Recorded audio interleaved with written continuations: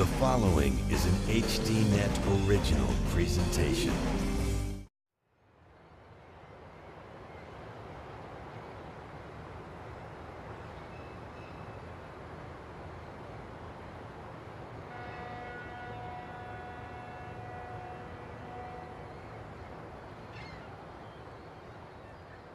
Good evening from Governor's Island in New York. The big news on everybody's mind these days is the high unemployment rate. It's over 9%. Nearly 14 million men and women without a paycheck. But despite that sobering number, there are jobs in America, thousands of jobs, as you'll hear tonight, that are going to what are known as foreign guest workers. We've always been a nation of immigrants.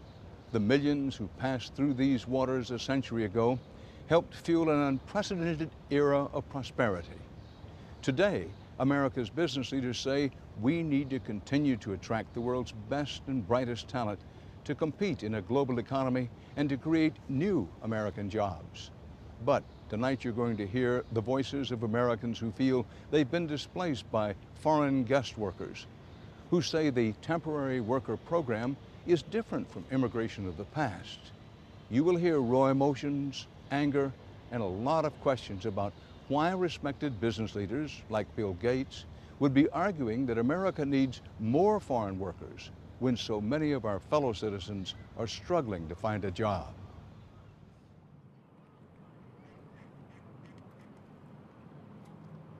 I cannot overstate the importance of overhauling our high-skilled immigration system. We have to welcome the great minds in this world, not shut them out of our country. Unfortunately, our immigration policies are driving away the world's best and brightest precisely when we need them the most. You know what I want to say? Bill Gates, I'm the best and brightest, hire me. I've proven myself to you and everybody else, and I can assure you, if you want to stack up the people in my students with any guest worker and the skills that they have, they're going to be just as good, if not better. And they understand the culture, they understand the society, they paid their dues, they're part of the community. We are here, we are the best and the brightest.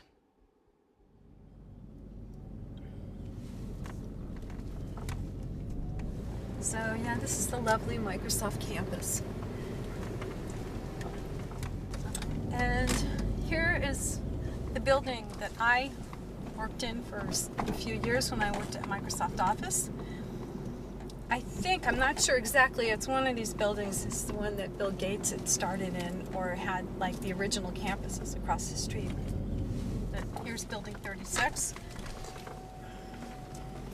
That one really makes it hard for me to see.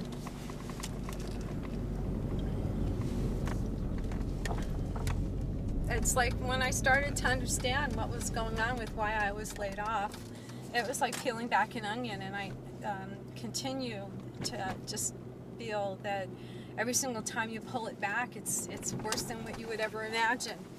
And it's just not what I thought I was doing. I mean, I was taught to work hard and do well in school, and I did all that stuff, and I did a great job, and I would never imagine that I would have been out of work for 2 years, aggressively looking for a job, becoming a Phi Beta Kappa student, and it just doesn't matter. I was a music major in college, and after I graduated from college, I moved to New York and worked in Wall Street. And as a music major undergrad, there's not that many jobs, so I had to start out as a secretary. And I worked my way through graduate school at night at New York University and got a degree in MBA in computer applications and ended up spending 12 years on Wall Street. So when I was age 31, I got promoted to being a vice president at JP Morgan in the mergers and acquisitions area doing quantitative analysis type of work. Let's see, I've lived in Seattle since 1992, moved here from New York. My favorite thing is being outdoors, being with my boyfriend, and hiking, biking. Thanks, sweet. I never had to worry about getting a job, ever. I could get a job in 5 minutes. People were calling me all the time. The world was my oyster. And there was never, ever a problem finding work. It changed in January 2009 when I was laid off from my job at Microsoft. They said that my position had been eliminated.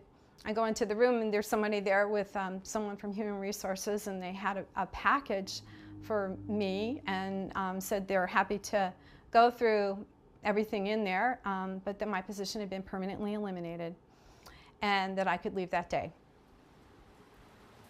Thankfully, I called my boyfriend and he came and helped me collect my personal belongings and said goodbye to a couple people, and that was it.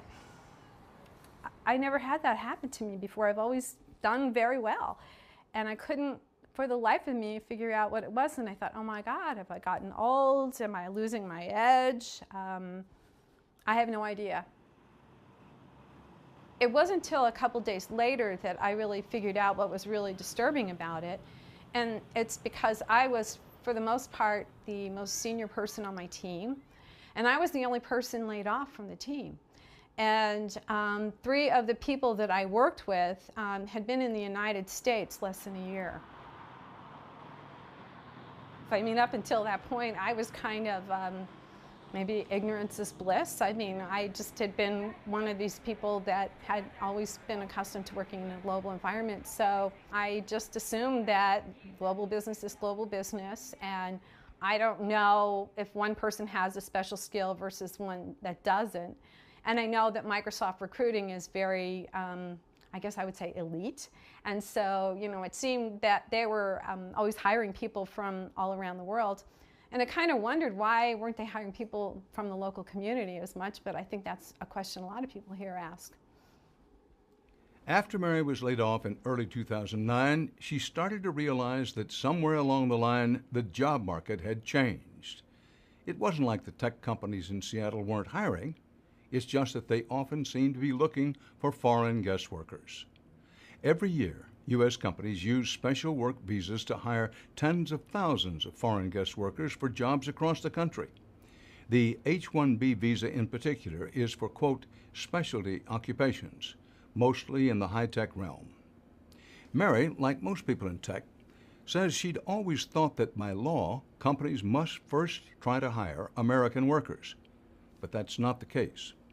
According to Department of Labor guidelines, an H-1B worker, quote, may be hired even when a qualified U.S. worker wants the job, and a U.S. worker can be displaced from the job in favor of the foreign worker, unquote.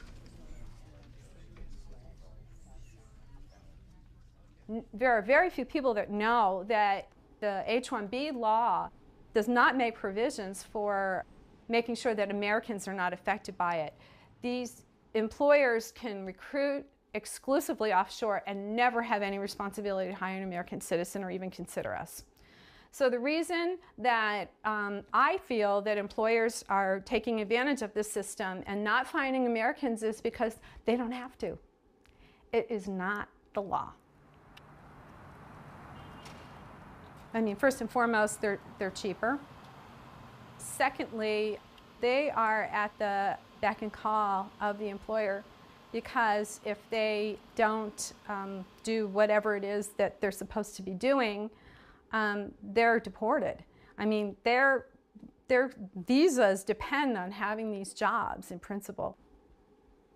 I look at thousands and thousands and thousands of these things. A lot of the jobs, there's nothing special about them. They just have a lot of initials next to them.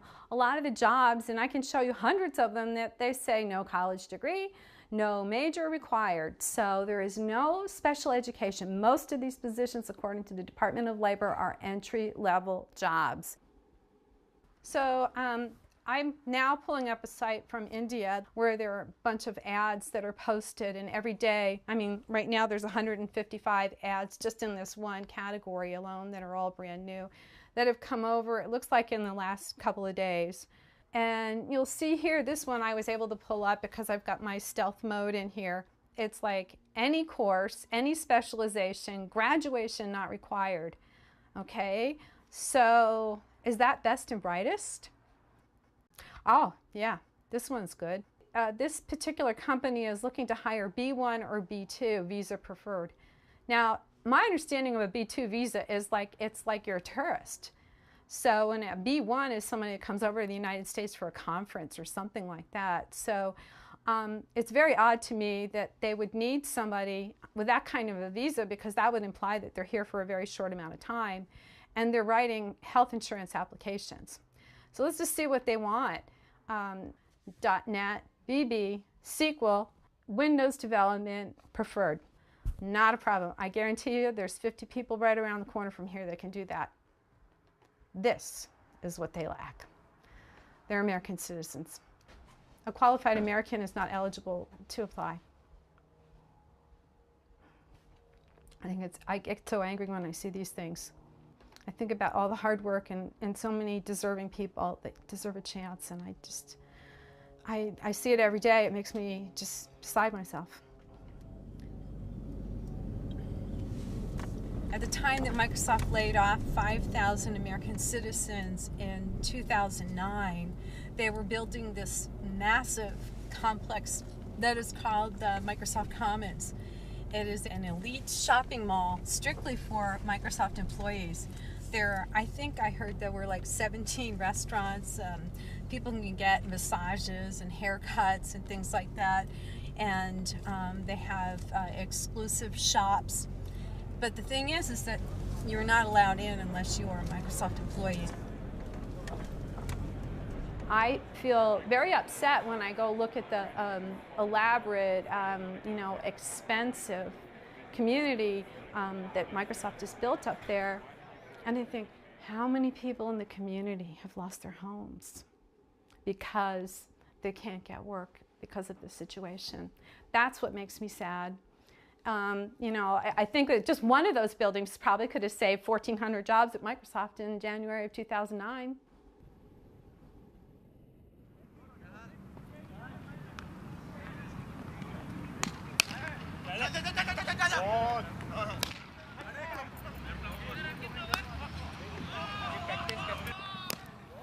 I mean, it's unrecognizable.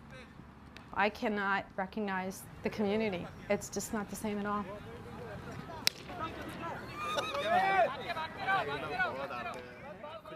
I think there are now 30 Indian restaurants now in this community. I can't go into the supermarket without feeling like I'm in another country. I don't mean to say that that's bad, but when you've been in the community and you've contributed so much and you can't see even the people that you're used to seeing, I mean, the demographics are completely different. I think 1/3 of the population of this town is from India. That's the perception among many high-tech workers we talked to in Seattle, that the number of people from India has skyrocketed. But it is not 1/3 of the population. In the suburb of Redmond, home to Microsoft, the number of people of Indian descent totals over 11% of the local population. But that's a 4-fold increase from a decade ago. Of course, many of these people are American citizens, and companies like Microsoft often point out that the only way to put their foreign employees on the path of citizenship is through guest worker programs.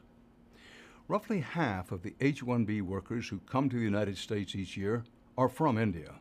It's a very simple thing for people to judge that you might be sounding like you're biased or you're prejudiced or you're something, and it's not that at all. I mean, I don't care who's from Mars. I mean, Americans are every nationality and everything like that, but I think it's more about just taking care of the people that are part of the country, and charity begins at home. So this isn't anything to do with being prejudiced, and I'm not against global competition. What I am opposed to is segregated employment. And our employment situation with the laws that we have today in place are disqualifying American citizens for jobs in their own zip code. There is an unlimited supply of people from across the world that come over in this labor arbitrage environment that are cheaper, lowering the salaries for everybody. And we're caught in the middle of that whole thing.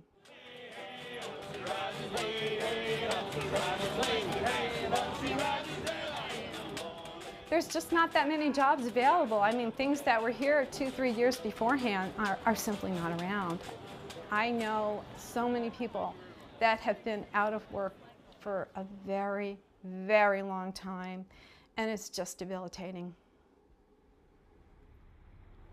I would go to a place called WorkSource for the state of Washington because you have to go in there and attend seminars, and they had a couple on like resumes and different things for older workers. And it was people just like me, you know, educated professionals who had been in careers for a really long time, who were accomplished, who were articulate, and they suddenly find themselves without a job. They find themselves without health insurance. They find themselves in foreclosure and a lot of other things. It's heartbreaking. I hear regularly I'm overqualified, and I would go to the resume people at the school and at WorkSource and the outsourcing people. I say, what do I do so that I'm not appearing overqualified for these jobs? And so I would take a whole bunch of stuff off, and I was going to take my MBA off. And that was a big deal to me because I worked at night for 5 years to go and get that degree, and it was something I was really proud of. And the thought that I would have to take it off my resume was troublesome, to say the least. I just felt like it's either that or working at McDonald's, and I worked at McDonald's when I was 16, so I guess I could get something there. But yeah, that was what I was about to do. I'd say in general, one thing that I learned the hard way is that, you know, people would say, well, what have you been doing? And I told them the truth. I said, oh, I was laid off. And I'm going to school, and I'm Phi Beta Kappa, and I'm working part-time, and like the conversations would just stop. If I was on a phone interview or something like that, and they say, so what have you been doing? And I tell them I was laid off from Microsoft, and then immediately it changed, the tone. Thank you very much. The people that were laid off were considered damaged goods. And it was, from what I understand, people were discouraged from hiring them. I guess the way that I can describe why this makes me feel upset is because I would go to the WorkSource office here in Redmond, and I'd be waiting for hours to speak with someone, and I'd be sitting there saying, oh my gosh, how am I going to buy dinner? I can't afford to do almost anything. And I think one day I had to go to, there's a, you know, Target was just around the corner in another store. And you walk out that door, and then you walk into the parking lot, and you see guest workers and their families surrounding the jewelry departments right in my community, 50 yards away. And I thought, something's wrong with this. This is not fair. I want a chance to compete for a job in my own country. And why can those people be, you know, looking at trinkets when we're hungry and we're losing our unemployment? I just don't understand it. We've paid our dues, we've paid our taxes, we understand the culture, we've contributed, and we are being excluded from opportunities in our own country. And I think that this is wrong, and this is why I'm talking to you today. I was out of work for 2 years. I lost my house, I lost my health insurance, I lost my life savings. I still have my health, and it was the worst experience of my life. And, you know, standing out and saying that the laws need to change is a big scary thing, because I don't want it to happen again. We wanted to talk to Microsoft about why they are sponsoring guest workers when so many local tech workers are looking for jobs. Bill Gates declined our request for an interview. In fact, no one from Microsoft would speak to us on camera. They did issue this written statement. Quote, unfortunately, Microsoft won't be able to contribute to the piece you're working on, but thank you for your interest. It's the law. The law is the problem. That's what has to change. There's got to be wording in there that says that these employers must seek local talent. They don't have to today. And so the reason Bill Gates can't find talent, in my mind, is because he doesn't need to. He's not required to. He is acting legally according to the laws of the United States. And that's the problem.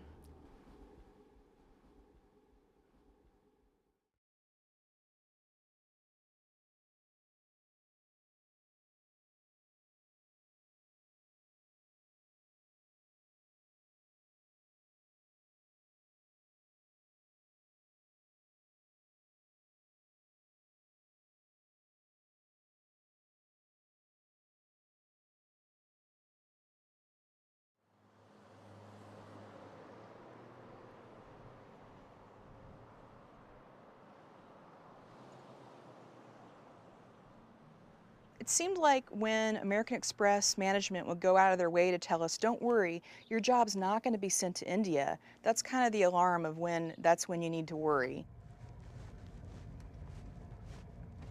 That's American Express Service Center. It's where I worked for about 5 years. It got to be scary. I mean, you come in every day and wonder, is today the day I'm going to find out if my job's going to India? And there was just this constant threat of layoffs. We just get emails continually saying, you know, the economy's getting bad, we may have to do some layoffs, and I never thought it would happen to me. I never in a million years thought it would happen to me. I guess it was in the beginning of January, I was told that we're hiring 2 people from our service center in New Delhi, India, to come here and to help back me up because I was the only person doing my job. And so they brought these 2 guys over, and about a week after they were brought here, I was pulled into an office and told that I had 45 days to train these guys on how to do my job because I was being let go because they were going to take the job and send it back to India. They did not have the skill set at all for the position. I write SQL code from scratch, and that's what you have to be able to do to query data from these different tables.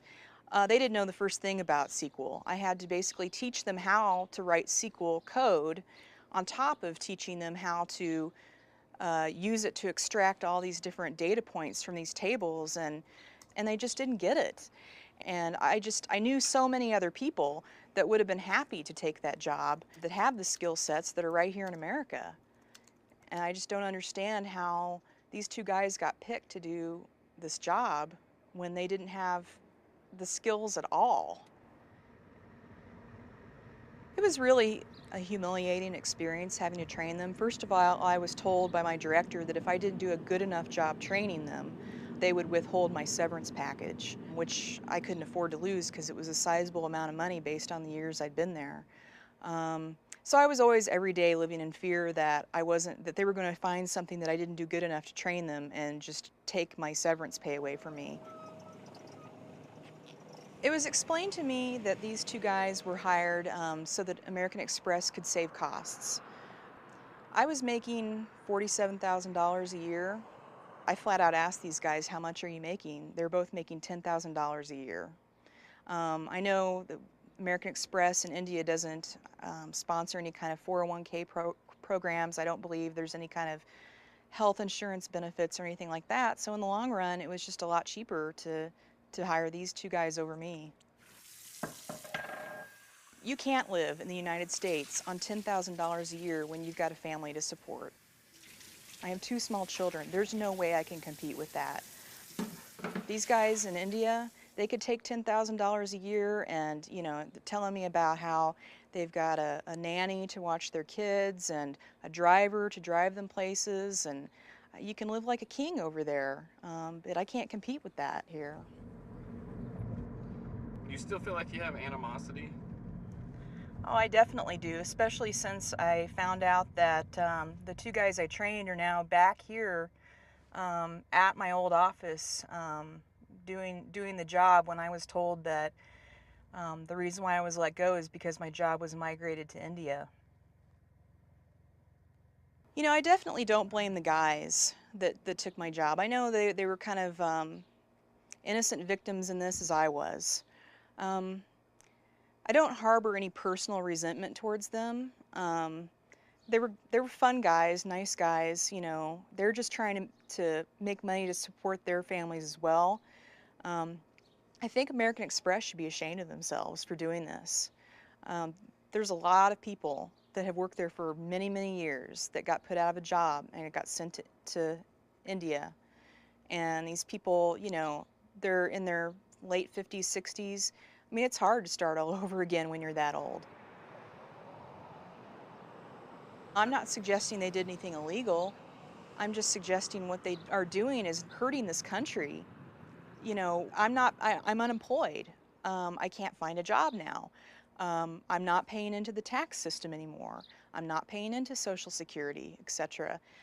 Instead, you know, I'm looking for a job, not having any success, and getting unemployment benefits sent to me every week from the government. And here I am with a 4-year degree, and it's just sad. It took a huge toll on our family financially. We basically cashed in my 401k and used my severance pay towards our bills, and we just tried to live on my husband's paycheck, and that's what we've been doing since. Unfortunately, we've had to file for Chapter 13 bankruptcy, and we may end up losing our home. I mean, I've been looking for a new job in the IT industry as an analyst ever since I was let go in 2009, and I haven't gotten past a first interview with anyone. Come on, Marcus. I don't think I lack any skills to compete. I think I've got a great skill set.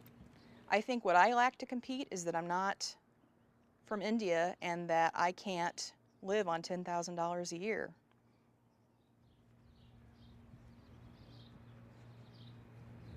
We made repeated requests to speak to representatives of American Express. They, too, refused an interview. But in a statement, they said, quote, "We are not able to discuss specifics about current or former employees.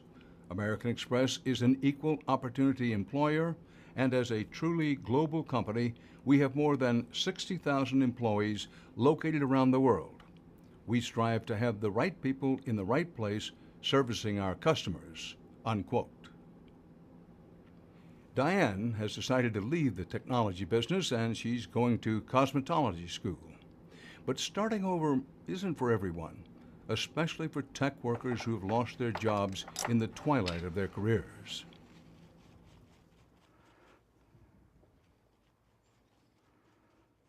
The thought that human beings can build something that can just fly through the air, I mean, you can't see air, you can hardly feel it, but the fact that you can build something that'll, you know, climb to 354,000 feet and come back to Earth, and that to me is just amazing, that we have that kind of capability as a people. Well, I've always been interested in aerospace. I grew up during I was 9 years old when Neil Armstrong walked on the moon, and that's always, you know, been a part of me. And I wanted to work in that field. And so it just seemed natural that I would work for Sperry because they were a big company locally. You know, a lot of people worked there. I was actually still in college, and I went and applied at Sperry. And by the time I drove home from the interview, they had already called the house to offer me a job. So that's how that all started. And I stayed at the same company for 27 years, although the company changed names repeatedly. It was acquired by Burroughs, changed its name to Unisys, was acquired by Honeywell, and then merged with Allied Signal. And I went from being just a test technician on the bench to ending up in test engineering, where I designed test systems and wrote the software for them. Test engineering isn't normally what companies like to spend money on. They don't generally see it as a value-added sort of thing. And so they had made the decision that an organization in India was going to do the majority of the test engineering. So they were bringing people in from India to learn what we were doing. And they told us that in the end we would be managing the Indians while they did the actual technical work in Bangalore. And probably not all of you are safe, some of you. They didn't say who, they didn't say how many, but It was obvious that if the line engineering, the production engineering was going to be done in India, that we wouldn't all be there in the future. Well, he didn't tell me that part. He just came home stressed every day. That's the part I saw. I saw the after work stress. His bosses would call him after hours, they'd call him in on weekends, and it would make him, just really frustrated, and he'd have to go in, and then, he never could even take vacation. For that last year, they kept telling him, well, we can't have you out of the office right now. We just, you can't be off right now. We would teach them what we did, teach them about the products, and they would go back to Bangalore and they would start to develop the technical capability to do what we did here, there. And more of them started to come, and more of them started to come. I remember one day I was walking out, and the Indians were in this sort of courtyard between buildings playing cricket. And that's just not something you ever expect to see. Not that there's anything wrong with it, you just never see it. And that's when you realize, there are enough Indians there that they can actually play cricket in the courtyard. There were a lot of Indians.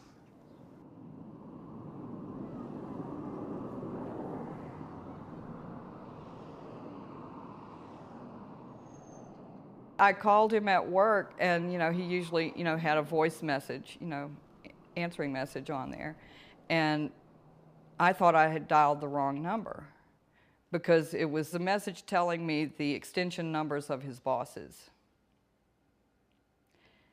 And I thought, well, that's not right. And so I dialed the number again, and I got the same message. And about that time, maybe about 30 minutes later, he walked in the door and told me that he had lost his job, that they had fired him. It was devastating to both of us. I don't know whether I could come up with words to describe the hurt, after seeing what he had gone through for this company, what he had given up for this company, for the entire preceding year. And knowing that he had been there 27 years. He was just a few years away from a time when he could have retired. And they fired him. We first heard about the Hammond story when Jean wrote us an email. She said Honeywell fired her husband for what the company said was defrauding them by leaving work early too often. But she said, among engineers, it was common practice to leave early when there was no work left to do and make up the lost time on busier days. She told us her husband kept track of his hours on time cards he kept in his desk. But, according to Jean, her husband was not allowed to return to his desk to get them after he was fired. Oh, I was so angry that that they're just real lucky that I wasn't the only one to come across them if they were without of water and broken down in the desert somewhere, because I just waved. And I was terrified for him because he was just deflated, totally deflated after that. You could just look at his whole demeanor was just caved in. Well, after that, I thought, well, I'd just take a couple of weeks off and then start looking for something new. And then I had a heart attack. And he had a heart attack. Had a heart attack on the morning of July 4th. Yeah. And the next day was in surgery having a quadruple coronary bypass. Well, it seems a little bit more than coincidental to me that he has this heart attack 2 weeks after he's fired, when he's still in this completely deflated state, completely humiliated state. He lost his job, he lost his insurance, he lost his life insurance, he lost, what else did we lose? God, it was a laundry list, and then he had the heart attack. So we had to run out, we had to quick apply for COBRA and found out that was going to be $1,500 a month. We're like, well, that's going to take a bite out of the savings. We thought, wow, we've made it to the part where it's supposed to be okay, you know, and we can relax a little now, you know, almost done. Yeah, and then no, no. So yeah.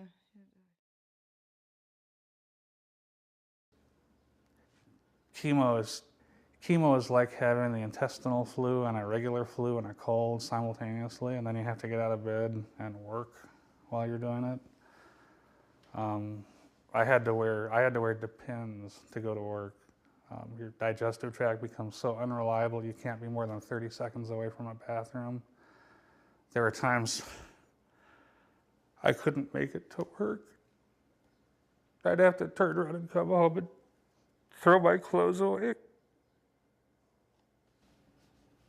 It's so embarrassing. I don't think that's why people don't work when they're getting cancer treatment. Usually. Because, yeah, the legendary bookstore experience and things like that, yeah. We don't have to go into everything. So it's very hard. It's very hard. Hey, pretty pudding.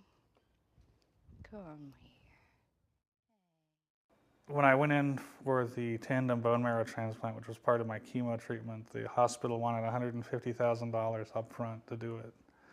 The normal fee that they charge Medicare or whoever is $300,000, but if you pay in cash, they'll cut it in half. So most of my 401k was to pay for that. We don't have retirement. I don't have any retirement prospects anymore, unless I win the lottery. Yeah. What is it? You're just going to work until... Yeah, I'll work until I slump over at my desk, and then they'll just roll me out in my chair, and that'll be it.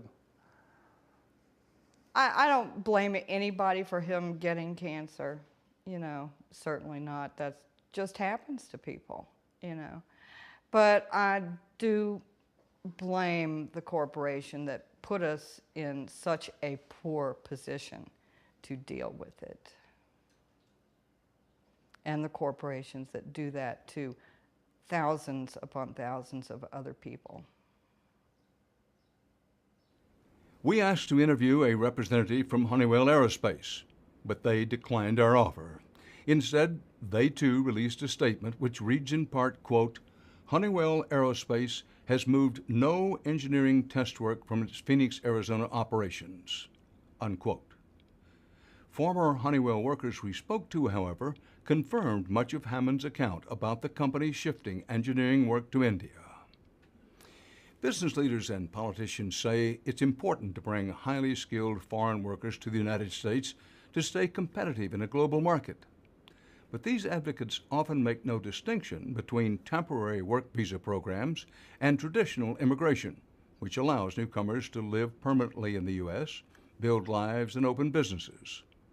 The nuances of immigration policy leave many Americans confused with the rhetoric coming out of Washington. We should make it easier for the best and the brightest to not only stay here, but also to start businesses and create jobs here. In recent years, a full 25% of high-tech startups in the U.S. were founded by immigrants. That led to 200,000 jobs here in America.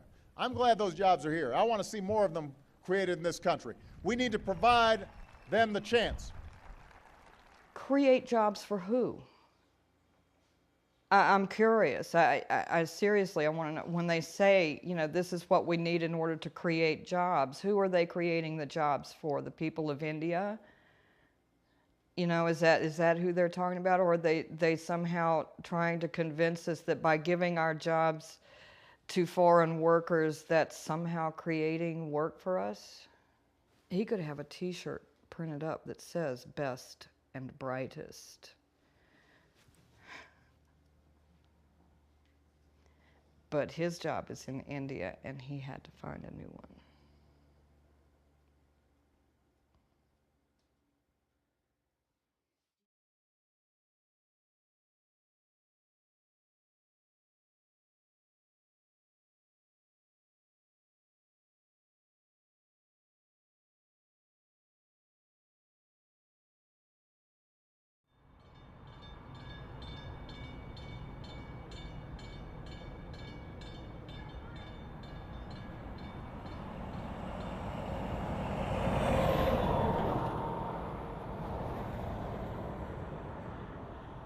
Angry is a word I feel comfortable with, yes. Yes. And I've already told you what I do whenever I drive by the campus facility. I send them a one-finger salute just out of force of habit. Blue Cross and Blue Shield is the largest employer in the city of Jacksonville, and they have hired over 600 guest workers in the IT area. And I used to be an IT worker at Blue Cross and Blue Shield of Florida. I am still doing IT work as a contractor, no longer working for Blue Cross of Florida, but the Indian population apparently is.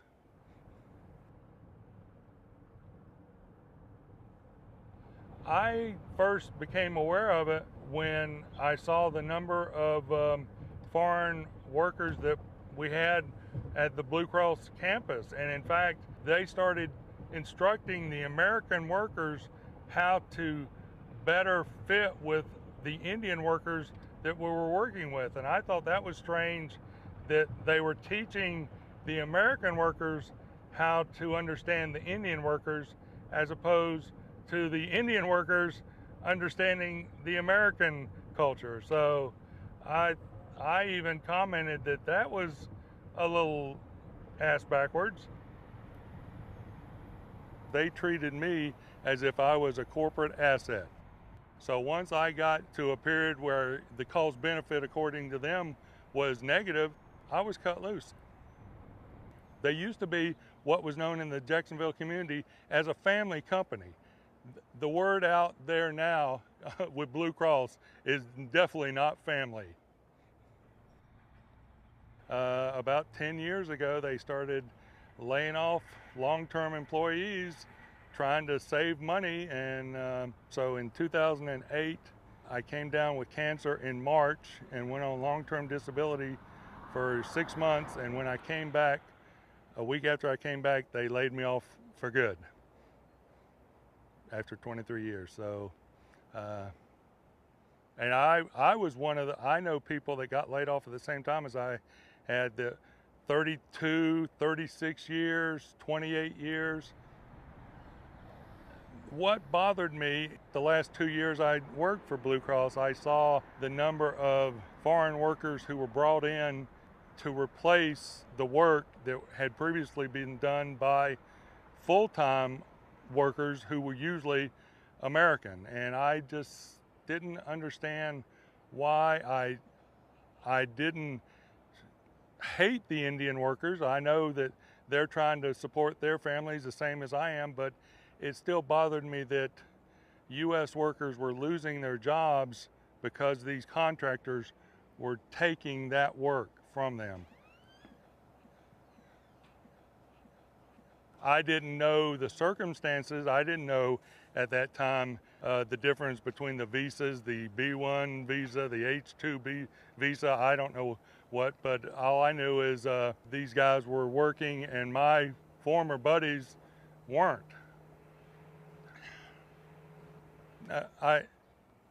Pardon my French, that's bullshit. And that's, I know for a fact there's gobs of people out there in America that have that experience, but they think that it's cheaper to bring in guest workers who they can let go or they can hire on the cheap, and after the project is done, then let go. So there is a lot more flexibility with the guest worker. That is, there's no question with that. Now there'll be some healthcare professionals saying, oh, he didn't do this swab and he didn't do, I don't do that. No one's using my needles. Okay, yeah. We had an Easter lunch today, so it's a little, had to have some Easter candy, so it's a little high. When I saw so many of these Indians taking what I thought were my fellow American jobs, I started saying some pretty bad stuff, and I didn't like the words that were coming out of my mouth. And she would comment, you know. Because as a nurse, you know, you deal with all types of people, all types of cultures, all types of problems, and we pretty much have to be non-judgmental toward our patients to provide good care. But, you know, there was definitely, in the last few years, there's definitely an influx of Indian families here. I was saying some pretty what would be considered bigoted stuff. Yeah. And I didn't and like that bothered me because I'm not. We aren't that But generally that way. But what about Jordan? Is he still sticking it out there at Blue Cross? Yep. What grade is he? Is he freshman or sophomore this year in high school? I was not given an opportunity to go into these other IT areas and apply for that position. I was deemed not skilled enough to do that position, even without any job interview, even without any chance to get the training required to do that job. A lot of these courses, you can learn it in 2 weeks. You're telling me for someone who's been with the company 25 years, you're not going to give them 2 weeks to learn a skill set that allows them to stay with the company? That's just a little short-sighted. And these executives that have been with the Blue Cross for 30 years, they seem to think that their magical managerial skill set, oh no, Indians can't do that. Oh, give me a break. I did work for legal, I did work for human resource, I did work for marketing, and I got commendations time after time again saying I delivered more than what they asked. Thanks a lot for doing that. That was really sharp of you. But I know from working with these Indian workers that they will do exactly what you ask them to do and no more and nothing else, because the ingrained culture of them, and once again I'm saying it in almost a bigoted fashion, them, I hate that, but it's just, I have no way else to express it. They only do what you ask them to do in the job specification. They will not do anything else. And if the job specs are wrong, they will still do it that way because that's what you ask them to do. Obama, as far as I'm concerned, I voted for him. I was a campaign worker for him. I'm very disappointed in what he's doing for the American worker and the future of America, including my son. He's selling us out, as far as I'm concerned. We've told our son that realistically his generation is screwed financially. So I've told Keegan, well, at least, hopefully, if your mom and I die young, which is what we're expecting to do, you'll get a pretty good nest egg for my retirement. So that's what we're saying, you know. And unfortunately, he's become much more cynical. That kind of language, parents are not used to saying that kind of stuff. In America, the generation, it used to be a given. The next generation is going to have an improved standard of living and improved lifestyle, and we already know that that's not going to happen. I've noticed over the years since he's been let go by Blue Cross, he's become very cynical. It's hard to see him like this, yeah. Sometimes I have to smack him. But, you know. I worry about our son, I really do. Yeah. Their future is screwed. Screwed, blued, and tattooed. They got nothing.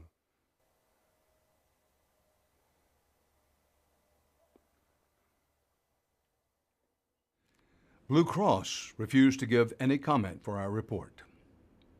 It's clear that many influential people in the business community and on both sides of the aisle in Washington think that temporary guest workers are vital for our economy.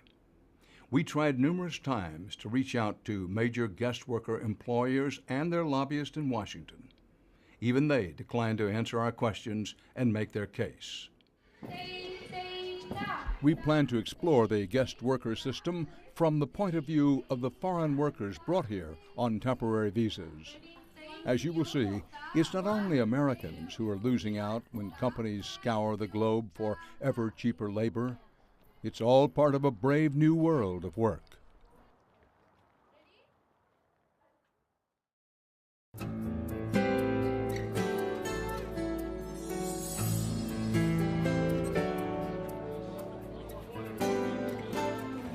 We end our report tonight back in New York Harbor, where tourists from around the world come to learn and experience America's rich immigration history. There is the Statue of Liberty, which for decades was a welcome sight for the millions of immigrants crowded on ships who had just endured an often harrowing journey across the open Atlantic. Ellis Island, the famed entry point for the great European migration boom of the late 19th and early 20th centuries, is now a national museum. And those who stop to study the pictures and read the exhibits learn that many who came to America in what is now considered a golden age of immigration faced hardships and sometimes even violent discrimination. America is a nation of immigrants, but each new wave changes our country and disrupts the status quo. And into this complex history falls the current guest worker system we've looked at tonight. The business leaders who advocate expanding today's guest worker programs are eager to tie them to America's most noble immigration traditions, another chapter in the history of a land that has drawn the world's strivers and adventurers from its earliest days. They say many of these guest workers will set down roots in America and help build the economy and create new jobs. But critics, like the American workers you heard from tonight, say these temporary guest worker programs are taking away American jobs, not creating them. They say the programs drive down wages, exploit foreign workers, and are undermining the American dream. With unemployment so high and the economy still struggling to recover, these debates take on ever more importance. We will continue to follow them. And that's our report for tonight. From Governor's Island in New York, for HDNet, Dan Rather reporting. Good night.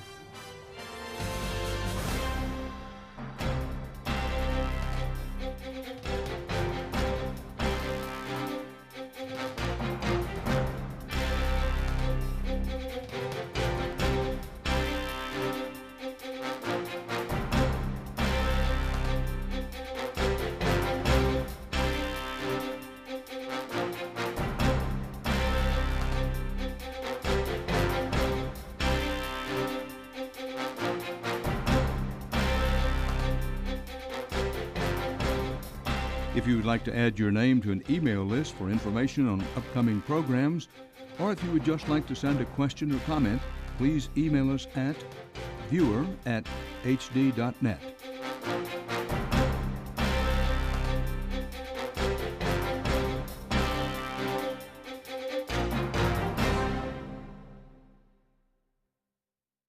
They said that my position had been eliminated. I go into the room and there's somebody there with someone from Human Resources, and they had a package for me and said they're happy to go through everything in there, but that my position had been permanently eliminated and that I could leave that day. Thankfully, I called my boyfriend and he came and helped me collect my personal belongings and said goodbye to a couple people. And that was it. I never had that happen to me before. I've always done very well. And I couldn't, for the life of me, figure out what it was. And I thought, oh my God, have I gotten old? Am I losing my edge? I have no idea. It wasn't until a couple days later that I really figured out what was really disturbing about it. And it's because I was, for the most part, the most senior person on my team. And I was the only person laid off from the team. And 3 of the people that I worked with had been in the United States less than a year. I mean, up until that point, I was kind of maybe ignorance is bliss. I mean, I just had been one of these people that had always been accustomed to working in a global environment. So I just assumed that global business is global business. And I don't know if one person has a special skill versus one that doesn't. And I know that Microsoft recruiting is very, I guess I would say, elite. And so, you know, it seemed that they were always hiring people from all around the world. And I kind of wondered why weren't they hiring people from the local community as much, but I think that's a question a lot of people here ask. I cannot overstate the importance of overhauling our high-skilled immigration system. We have to welcome the great minds in this world, not shut them out of our country. Unfortunately, our immigration policies are driving away the world's best and brightest precisely when we need them the most. You know what I want to say? Bill Gates, I'm the best and brightest, hire me. I've proven myself to you and everybody else, and I can assure you, if you want to stack up the people in my students with any guest worker and the skills that they have, they're going to be just as good, if not better. And they understand the culture, they understand the society, they paid their dues, they're part of the community. We are here, we are the best and the brightest.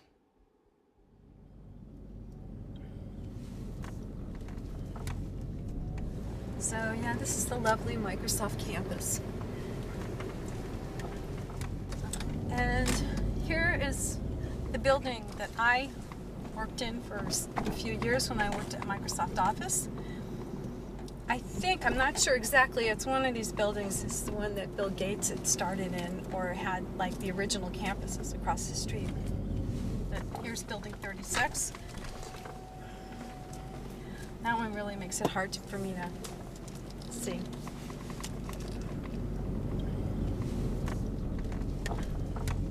It's like when I started to understand what was going on with why I was laid off, it was like peeling back an onion, and I continue to just feel that every single time you pull it back.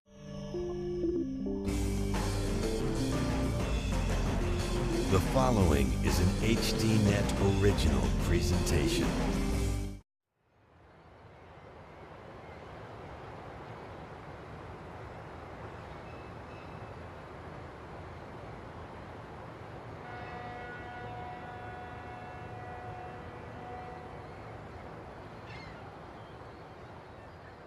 Good evening from Governor's Island in New York.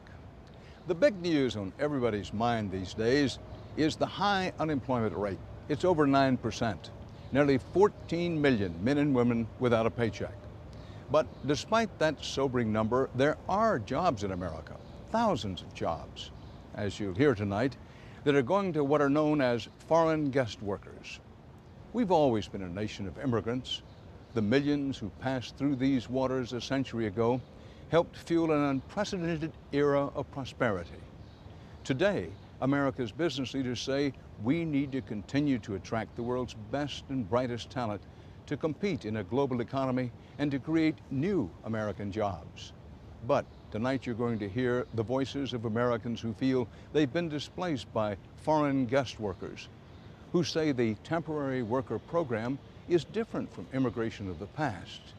You will hear raw emotions, anger, and a lot of questions about why respected business leaders like Bill Gates would be arguing that America needs more foreign workers when so many of our fellow citizens are struggling to find a job.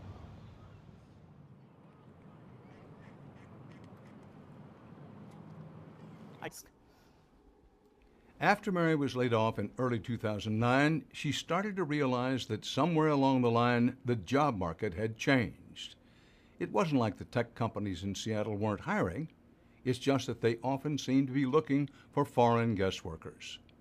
Every year, U.S. companies use special work visas to hire tens of thousands of foreign guest workers for jobs across the country. The H-1B visa in particular is for, quote, specialty occupations, mostly in the high-tech realm. Mary, like most people in tech, says she'd always thought that by law, companies must first try to hire American workers. But that's not the case. According to Department of Labor guidelines, an H-1B worker, quote, may be hired even when a qualified U.S. worker wants the job, and a U.S. worker can be displaced from the job in favor of the foreign worker, unquote. There are very few people that know that the H-1B law does not make provisions for making sure that Americans are not affected by it. These employers can recruit exclusively offshore and never have any responsibility to hire an American citizen or even consider us. So the reason that I feel that employers are taking advantage of this system and not finding Americans is because they don't have to. It is not the law.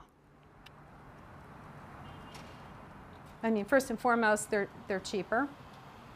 Secondly, they are at the beck and call of the employer, because if they don't do whatever... It's worse than what you would ever imagine.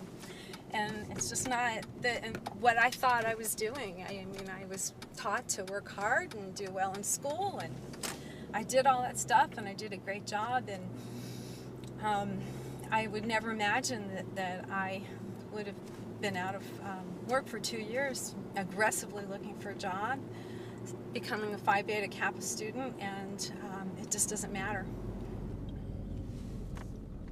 I was a music major in college, and after I graduated from college, I moved to New York and worked in Wall Street. And as a music major undergrad, there's not that many jobs, so I had to start out as a secretary. And I worked my way through graduate school at night at New York University and got a degree in MBA in computer applications, and ended up spending 12 years on Wall Street. So when I was age 31, I got promoted to being a vice president at JP Morgan in the mergers and acquisitions area, doing quantitative analysis type of work. Let's see, I've lived in Seattle since 1992, moved here from New York. My favorite thing is being outdoors, being with my boyfriend, and hiking, biking. Thanks, sweet. I never had to worry about getting a job, ever. I could get a job in 5 minutes. People were calling me all the time. The world was my oyster. And there was never, ever a problem finding work. It changed in January 2009 when I was laid off from my job at Microsoft.